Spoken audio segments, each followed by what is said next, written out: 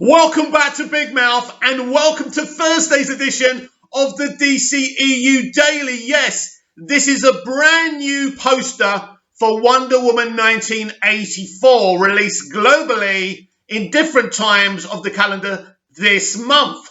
Here in Cyprus, December the 13th, the UK, December the 16th, and there are rumours that you will be able to pay-per-view Wonder Woman 84 on Sky TV over in the UK. I've heard rumours you won't have to pay for it, but you might get it on Sky Atlantic. I will keep you apprised of this. This is a beautiful poster of Wonder Woman 84, and let me just say, the marketing has been absolutely fantastic ever since they announced that Wonder Woman 84 would be released in December, and December the 25th, domestically, in the US and on HBO Max in the US. It's been really brilliant. It's Wonder Woman 84 everywhere. I must say, the marketing for Wonder Woman 84 was much better than Tenet. I think they've learned a lot of lessons from Tenet. And I'm still making the big prediction that the actual global box office for Wonder Woman 84, without whatever they're going to make on HBO Max subscriptions, is going to be vast. And they're going to do a lot of money. And I think people are going to be surprised. I've been very, very impressed with the marketing for Wonder Woman 84. Now, we found out something else about Wonder Woman 84. We found out the runtime. The runtime is 2 hours and 31 minutes. This is about 10 minutes more than I saw. Yes, you know, I saw a test screening. You know, I saw the finished article or something that I thought was the finished article. But no, the version of Wonder Woman 84 I saw is actually 2 hours, 21 minutes. But the version we're going to see when it's on HBO Max, and in movie theatres across the globe is actually 2 hours, 31 minutes. That's amazing. So what are these 10 minutes that I haven't seen? I am so excited to find out. Now, a 2.5-hour superhero movie is about the kind of runtime you get with your average superhero movie these days. Anyway, I don't think you want to see anything that's below 2 hours. I mean, we got a Justice League movie that's 1 hour and 59 minutes, which is absolutely outrageous. You have to squeeze things in. It doesn't work. So there's no question about it. This film has been made. It's had reshoots.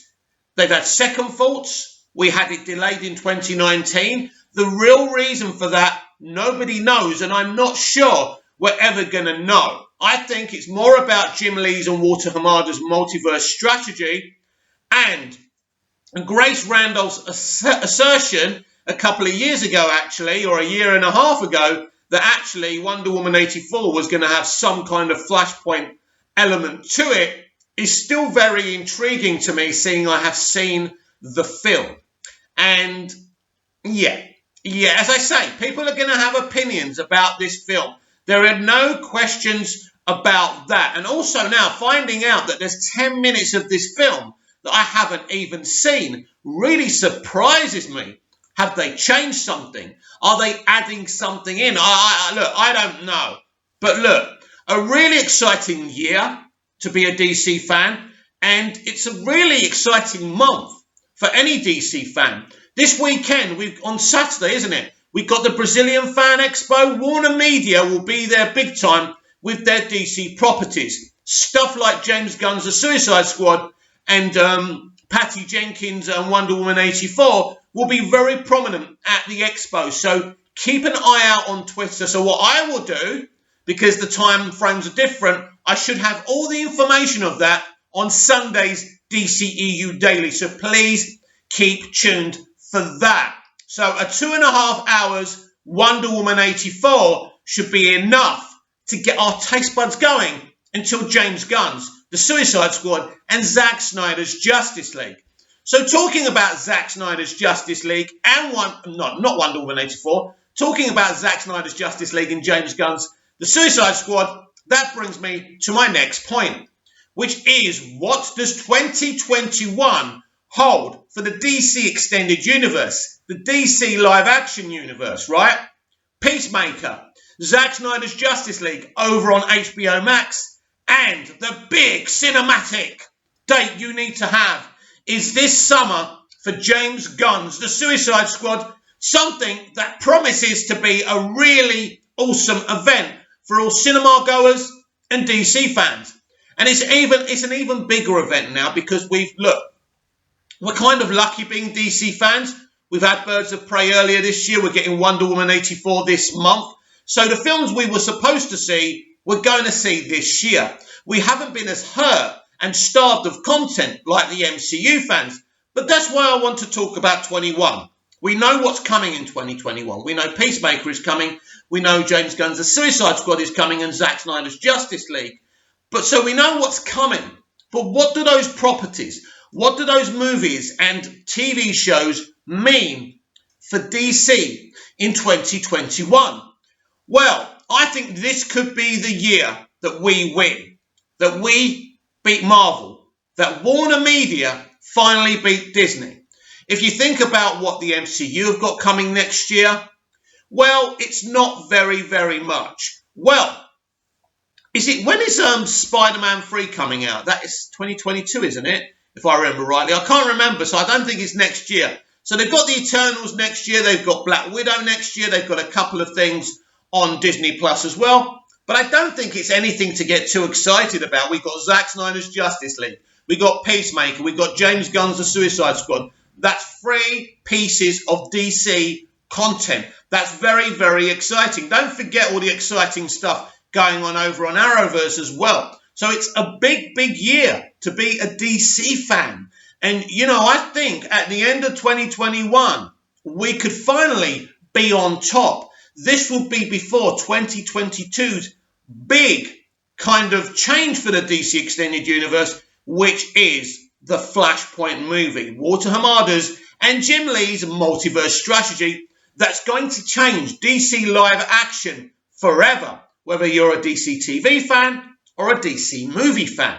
It's going to change everything. And finally, we'll know for the first time since Justice League where the parts are going to be.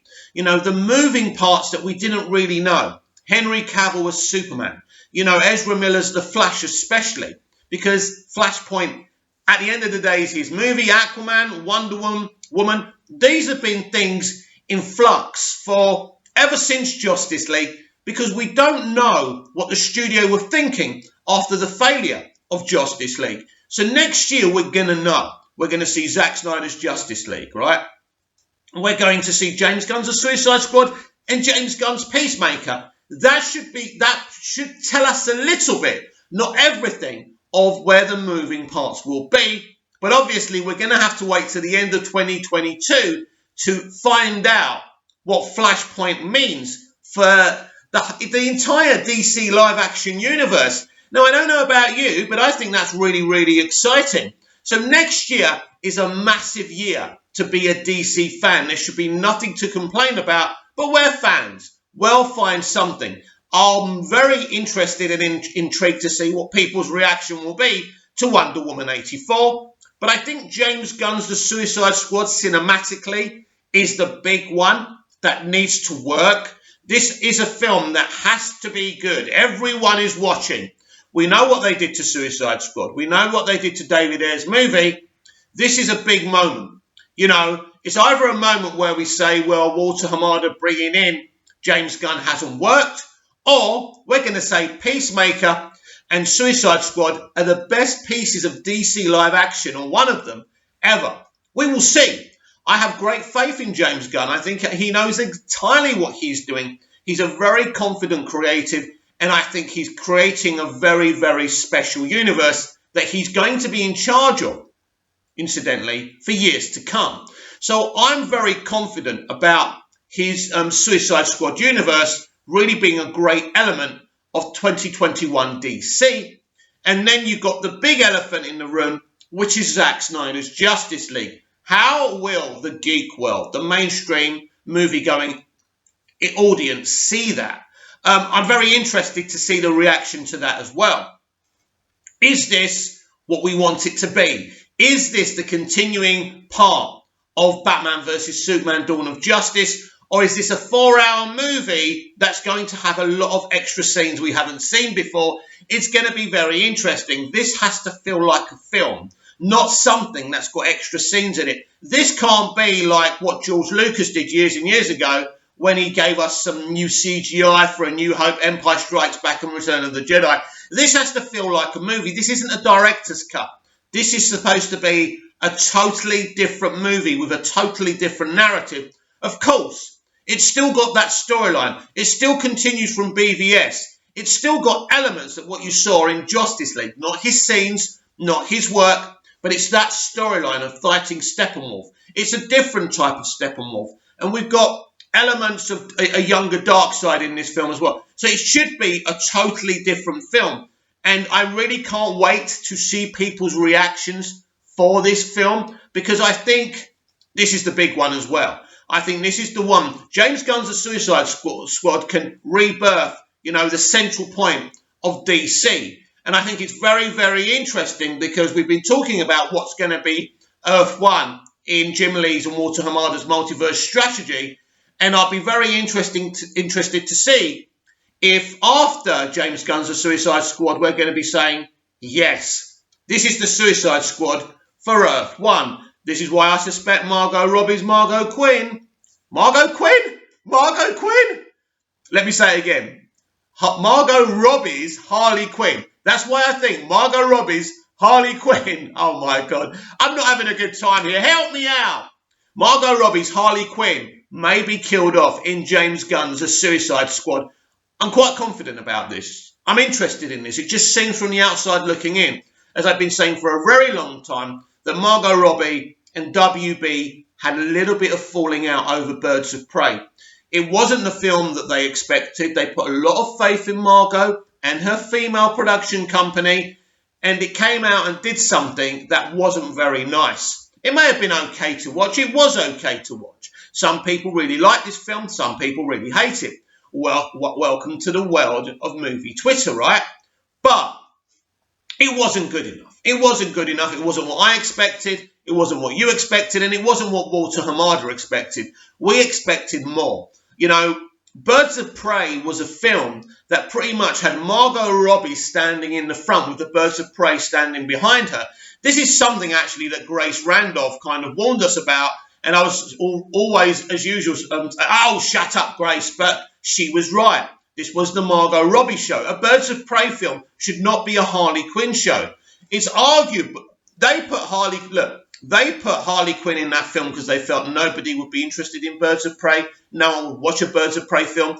They were wrong. They misjudged the situation. They took the Birds of Prey characters, put them in the background, and Margot Robbie was running the show, and she didn't run it very, very well. And in the end, you know what happens when you bring somebody else in to clean somebody else's mess. Christina Yang is from Grey's Anatomy, isn't it? Kathy Yang, that's it. Kathy Yang is a really good director. She has a certain style and a certain sensibility about her directing, but she has not much experience in doing action. And obviously, a DC comic book adaptation is going to have quite a bit of action. She didn't put it off. They brought Chad in, the director of the John Wick movies. I think he didn't have enough time to make those visuals look really good. I think he did okay, but it was problematic. I think there is a falling out between Margot, Walter Hamada and WB, and I genuinely believe, when I heard she was going to be involved with a Pirates of the Caribbean reboot, I thought, yeah, she's history at Warner Brothers. And when you hear someone being asked about said Pirates of the Caribbean film, and she goes, oh, we're hoping to do a film with lots of girl power in it for a change. When you hear that, someone's become political. They've lost their love of the art. And even though she's not a producer of that film, she's bringing along Christina Hodson, who also wrote Birds of Prey. Now, she's also written the Flash movie, but we've discussed this before. I believe Ben Affleck has rewritten that whole film. Will we ever find out this is true? As I've said before, you don't know. It may come out at a later date. In fact, it would do very well for their marketing if audiences found out that Ben Affleck was not only playing Batman, but he's actually written the Flashpoint movie. Now, they were bragging. You know, they were all bragging. Andy Muschietti was bragging about Christina Hodgson's script, as you would expect him to, right, to pump up the film. But I don't think Christina Hodgson knows very, very much about comic book characters. Ben Affleck does. This would be a brilliant thing if this was actually, you know, they opened up about this. It is my theory, a person has told me this as well, that Ben Affleck has rewritten the whole of the Flashpoint movie. And as I say, this would be really, really important because his knowledge of DC Comics is vast. He's a massive Batman fan. He's read a lot of DC. And he's actually passionate about this stuff. I don't think Christina is. I think Christina's listen, I don't think there's any difference between me as a screenwriter or Christina Hodgson. I think she's average. She's not a bad screenwriter. I don't think I can say, well, I mean, look where she is. She's done a lot of work. I think you give her a certain project, probably not mainstream, more like indie. She would do a really good job. But, you know, you've got to have a Steven Spielberg or a George Lucas kind of imagination to work on these things. And Christina Hodgson really doesn't have a vast imagination. And you can tell that from what she's written already. I mean, think about it, right? She wrote Bumblebee. Now, that was an okay, charming E.T. type of a movie, but you could tell where she's found wanting.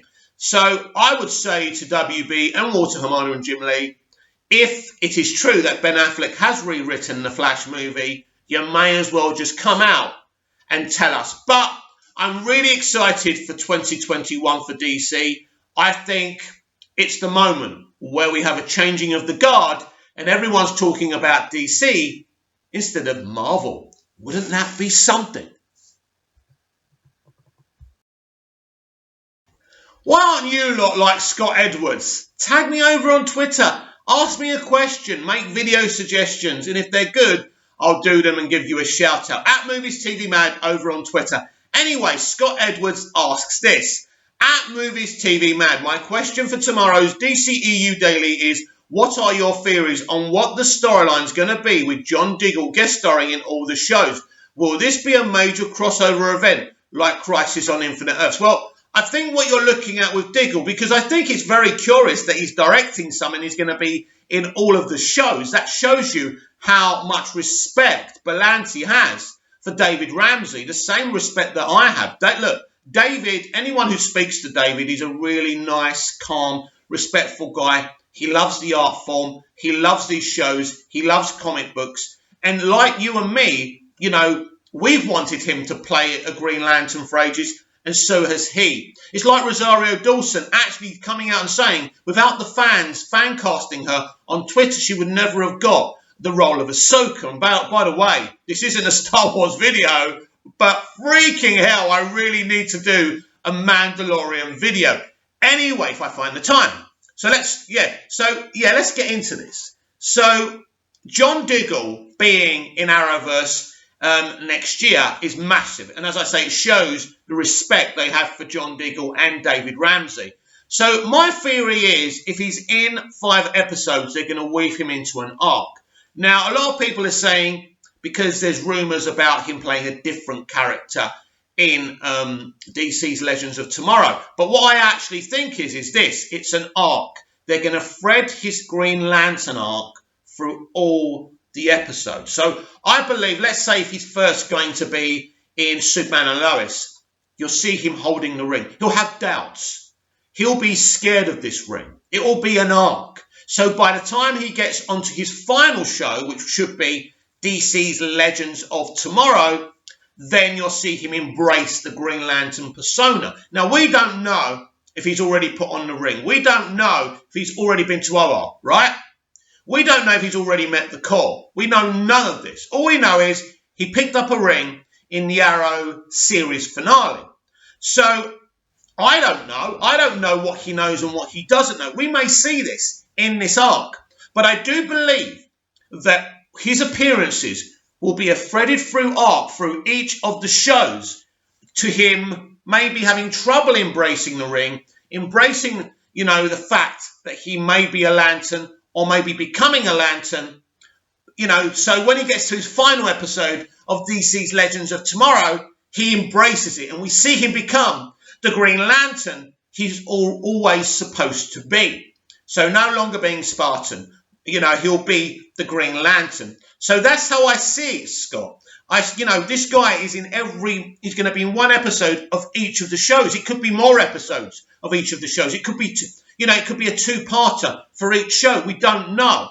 This is a massive thing for them to do, but it does bring excitement for the fans because it's a bit of a mess right now, Arrowverse, in terms of none of the shows got their proper finale. I'm not sure what they're doing. I think we're going to see those finales in the first episode of the new season. So things are a little bit messy with Arrowverse because of COVID. Nobody's fault. It's like when Smallville had to deal with the writer's strike in season 7. They basically had one half where they were dealing with Julian Luthor, put that to bed. So when they came back again, they came up with the Veritas storyline. All of a sudden, there was a V on Lex Luthor's stained glass window where he used to sit in the Luthor mansion. We'd never seen that before, but we forgave them for that because the Veritas storyline was so very, very special. So that's what I think, Scott. So I don't necessarily think we're getting a Crisis on Infinite Earths kind of thing, or it's a big crossover, but I do think him being in it, him crossing over in the Superman show, and as I said yesterday, if you watch, Scott, I did say that I think that the John Diggle episode will involve Batman, Batwoman, and obviously Superman and Lois. So that's how I see that. But in terms of John Diggle's actual role in the Arrowverse shows next year, I think you'll need to see each episode he's in. It's going to be a proper arc. He'll have trouble embracing the Green Lantern persona, so I think the storyline will be threaded through every episode. And then in DC's Legends of Tomorrow, he'll probably embrace being a Green Lantern. I hope that answers your question, Scott. I'm getting really, really old, and I'm not sure if I've already mentioned this, but this Saturday, Brazil, I've got the Fan Expo. Warner Media will be there big time. Have I already spoken about this? You know what happened? I tried to do this video, something went wrong, and I started again. So now I can't remember what I've spoken about. Anyway, just to reiterate, there will be a Brazil Fan Expo this Saturday. I'm not sure if it continues to Sunday. And DC will be there with James Gunn's The Suicide Squad having a panel, and Wonder Woman 84, of course, having a panel as well. So maybe another trailer, maybe a TV spot. I don't know what they're doing there, but very, very exciting as well for James Gunn's The Suicide Squad. So on Sunday's DCEU Daily, we're going to wrap it all together and unwrap it and talk about everything that was revealed at the Brazil Fan Expo. Now, finally today, I want to talk a bit of Smallville as everybody leaves the video. Don't leave the video. Smallville's cool, right? Let's talk Smallville. So, there's an interesting kind of debate between Smallville fans.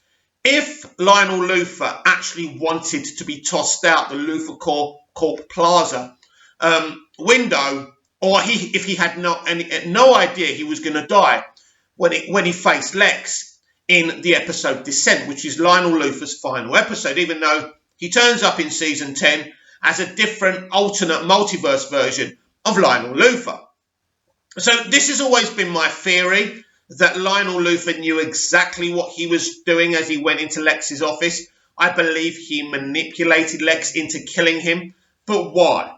Why would he want his son to kill him? You've got to understand, even though Lionel Luthor had changed, had evolved, throughout the Smallville seasons, he wasn't the dark villain he was from seasons 1 to 3, but there was always a bit of twisted nature there. He was obsessed with, how should we put it, Clark and Lex's Cain and Abel Cain and Abel. Lionel had this Cain and Abel fantasy for Clark and Lex. He may have even manipulated their meeting. We don't know that. But it seems there's a good chance of that. But when he goes into the office in Descent, he literally says everything to trigger Lex into killing him. He wanted Lex to kill him. But why? Because Lionel always had a fantasy about Lex being the son he wanted. But what kind of son did Lionel Luthor want? Lionel Luthor wanted someone who would do whatever it takes to gain power. So when he's saying to him, son, if you open the locket, if you find out what's in there and you use it, you will take the dark path. I know what I'm talking about, son. Don't do this. He knows. He knows Lex isn't going to listen to him. He's telling him everything that will make him go the opposite way. And what happens when he pushes him out the window and the camera follows him down? What happens? There's a little wry smile in Lionel Luthor's face. Do you think he fancied going skydiving? Why do you think he's smiling? Because he got what he wanted. He knew not only was he shaping Clark to become Superman, even though he doesn't know him as that name, even though he's shaping Clark to be the Kryptonian hero he's always meant to be, he's shaping Lex to become, Clark's ultimate enemy. This is what Lionel wanted. This is his end game. And this is why he was quite happy to die at that moment. As desperate as he seemed, he knows when he comes out that limo, he's going to die. You can see it in his face. There's a little bit of fear. He knows he's going to die because he knows that's what he wants to do. So it really is so amazing and so intelligently written. This is why I love the show. Probably Smallville was the most intelligently conceived show the CW have ever had. Not hard, eh? And one more thing. I've always had a bit of a Smallville fantasy. I've always had this fantasy of writing, producing, directing and narrating a Smallville kind of Empire of Dreams type of documentary. I would really love to do that. Smallville went for 10 seasons. It would be great to be able to talk to the creators, Alan Miles, Michael Rosenbaum, John Schneider, John Glover, Tom Welling. Obviously not Alison Mack, which is disappointing, but I'm sure there's lots of interview reels of her we can use. But yeah, it would just be great just to talk about everything that happened. Just do a proper documentary talking with everyone who was involved in the show. So smash a like if you'd like me to try and see if I can accomplish that. Comments down below, like, share and subscribe, and I'll be back tomorrow with even more DCEU Daily. See you again soon.